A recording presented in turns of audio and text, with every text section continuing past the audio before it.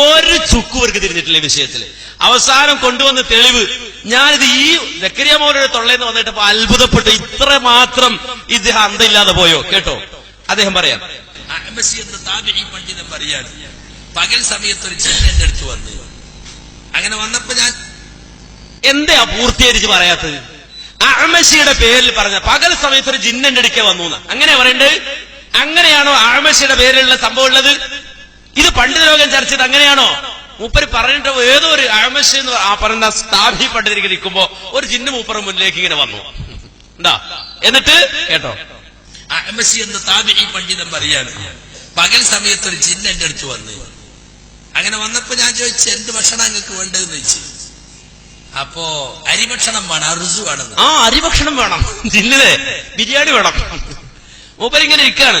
അപ്പോ വന്നിട്ട് ജിന്ന് വന്നിട്ട് പറയാ, എന്ത് ജിന്നിങ്ങനെ വരിക.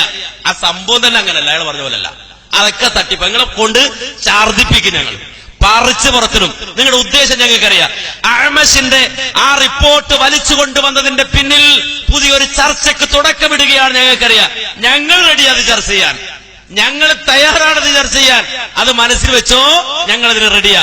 എന്നതറിയോ, ഈ രൂപത്തിൽ അഹ്മസിന്റെ സംഭവം കൊണ്ടുവന്നു. എന്നിട്ട് ഈ അഹ്മസ് താബിയാണ്, സുപ്രസിദ്ധ താബിയ. ഇങ്ങനെ ഇരിക്കുമ്പോ ജിന്നു വന്നു. ജിന്നു വന്നിട്ട് ചോദിച്ചു, ജിന്നു വന്നപ്പോ ഇയാൾ ചോദിക്കുക, എന്താ വേണ്ടത്, കുടിക്കാൻ എന്താ വേണ്ടത് ചോദിക്കൂലേ. അതുപോലെ ജിന്നു ചോദിച്ചു, എന്താ കഴിക്കാൻ വേണ്ടത്? അപ്പൊ അറുസു വേണമെന്ന് പറഞ്ഞു. എന്ന് വെച്ചാല് ബിരിയാണി വേണം, അരിഭക്ഷണം വേണം, എന്തോ ആകാം, ഇനി ആയിക്കോട്ടെ, അരി ഉണ്ടായിക്കോട്ടെ, എന്തോ ആയിക്കോട്ടെ. അപ്പോ അരിഭക്ഷണം വേണം എന്ന് പറഞ്ഞു. ചോറ് കൊണ്ടേ കൊടുത്ത് ചോറ് ഉടനെ ചോറ് വിളമ്പി കൊടുക്ക. ജിന്നിനെ ചോറ് വിളമ്പി കൊടുക്കാണ്. ജാതി നിങ്ങളെ വർത്താനുണ്ടല്ലോ.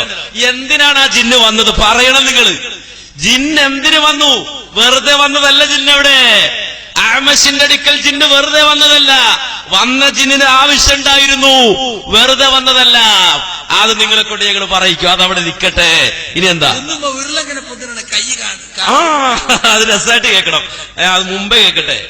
ചോറ് കൊണ്ടേ കൊടുത്ത് തിന്നുമ്പോ ഉരുളങ്ങനെ പൊതുവാണ്, കൈ ഉരുള കാണാൻ ആളെ കാണൂല. അപ്പൊ ഞാൻ ചോദിച്ചു, നിങ്ങളെ കൂട്ടത്തിൽ ഇങ്ങനെ പല കേട്ടോ മനസ്സിലാക്കണം.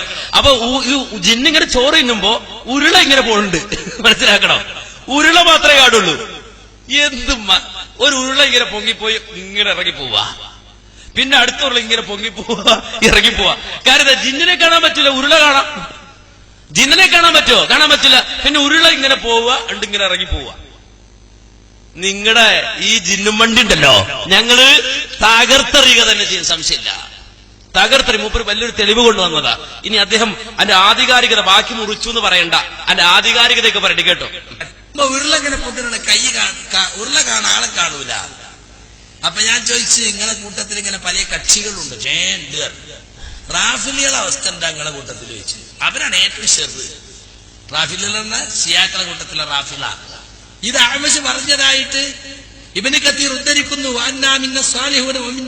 എന്നുള്ള ആയത്തിൽ ഇതിന്റെ സനദ് ഞാൻ ഹാഫിദ് മിസ്രിയെടുത്ത് കാണിച്ചപ്പോൾ സഹീഹാണെന്ന് അദ്ദേഹം പറഞ്ഞു എന്ന് ഇബ്നു കത്തീർ രേഖപ്പെടുത്തിയിരിക്കുന്നു.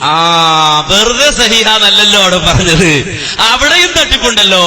മിസ്രിയെ ഞാനിത് കാണിക്കുമ്പോ ഇത് സഹീഹാണ് എന്ന് പറഞ്ഞു എന്നാ. അങ്ങനെ പറഞ്ഞ ആളുകൾ തെറ്റിദ്ധരിക്കും, ഇതിന്റെ സനദ് സഹീഹാണെന്ന്. ബിസ്നാദിൻ സഹീഹിൻ എന്ന് പറഞ്ഞാൽ തന്നെ ആ പ്രയോഗം തന്നെ ഉസൂല് തിരിയുന്ന ആളുകൾക്കറിയാം അതങ്ങനെ അങ്ങ് സ്വീകരിക്കേണ്ട ഒന്നല്ല എന്ന്. നിങ്ങൾ വലിയ കാര്യത്തെ വന്നാമിന്ന സ്വാലിഹൂൻ എന്ന ആയത്തിന്റെ വ്യാഖ്യാനത്തിൽ ഇബ്നു കസീർ പറഞ്ഞു എന്നൊക്കെ പറഞ്ഞിട്ട് നിങ്ങളെങ്കിൽ അത് പൂർണ്ണമായിട്ട് പറയണം. എന്തിനാ ജിന്ന് വന്നത്? എന്തിനാ ജിന്ന് വന്നത് പറയണം. രണ്ട്, എന്താ ജിന്നിങ്ങനെ തിന്നുമ്പോ ഉരുള ഇങ്ങനെ പോണുണ്ട്, ആളെ കാണില്ല, ഉരുള ഇങ്ങനെ പോയിട്ട് ഇങ്ങനെ ഇറങ്ങുന്നുണ്ട്. ഈ ജാതി കഥകൾ കേരളത്തിന്റെ മണ്ണിൽ കൊണ്ടുവന്നു. എന്നിട്ടത് ജനങ്ങൾക്ക് മുന്നിൽ വിശദീകരിച്ച്, മാന്യ സഹോദരങ്ങളെ, ഈ പുതിയ വാദങ്ങളും പുതിയ ചിന്തകളും കൊണ്ടുവന്ന് ഈ ജിന്നും വണ്ടിയായിട്ട് ഇങ്ങനെ പോവാ. ഇത് കേറ്റി തലയിൽ കേറ്റിയിട്ട് ഇതൊക്കെ ഇങ്ങനെ ചോറിനടിക്കുമ്പോ ഉരുള പോടുണ്ടോ നോക്കാൻ പറ്റുന്നേ. ഉരുള ഇങ്ങനെ പോടുണ്ടോ, ചോറും പാത്രത്തിൽ ഉരുള പാത്രം ഇങ്ങനെ പോടുണ്ടോ മറ്റോ നോക്കുക. ചോറ് വിളമ്പിട്ട് കഴിക്കാൻ പറ്റില്ല. ഗ്ലാസ് മാത്രം ഇങ്ങനെ പൊങ്ങി പോകണ്ട, ഇങ്ങനെ ചായ ഇങ്ങനെ പോണ്ടാവും. എങ്ങോട്ടോ പോടേന്ന് ഇങ്ങനെ കാണൂല, ഗ്ലാസ് മാത്രം ഇങ്ങനെ പൊങ്ങി പോവുക. ജിന്ന് വെള്ളം കുടിക്കണേ, ബിരിയാണി കഴിക്കണ ജിന്ന്, ചായ കുടിക്കണ ജിന്ന്, ഇങ്ങനെ പല കോലത്തിൽ പലരും കൊണ്ടുവന്നു. ഈ ജിന്നും വണ്ടി അങ്ങനെ പോയി.